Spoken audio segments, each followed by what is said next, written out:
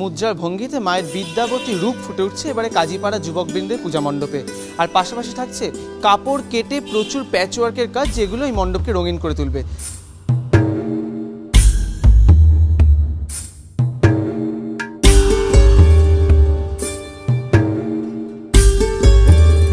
পুরো মণ্ডপটা ঘটের ফর্ম নিচ্ছি, যেখানে মহিলা মানে নারী তো মানে ধারণ করে, সেই জায়গা থেকে ঘটের ফর্ম একটা দিচ্ছি, যেখানে অনেক দিন জল রাখলে যেটা শ্যাওলায় পরিণত হয়, সেটা একটা ফর্ম রাখছি।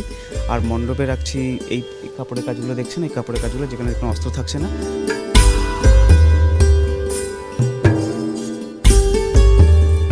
দেবীর যে বিভিন্ন রূপ এখানে তৈরি হচ্ছে তার হাতে কোনো অস্ত্র থাকছে না, পাশাপাশি সঙ্গীত ভাবনাতেও থাকছে অভিনবত্ব। আর থাকছে এখানে প্রচুর কবিতা পাঠ এবং ভাষ্য পাঠ। সব মিলিয়ে এখানকার মণ্ডপ রঙিন হয়ে উঠবে বলে আশা করছেন উদ্যোক্তারা। অরিজিৎ ভট্টাচার্য, এবিপি আনন্দ, কলকাতা।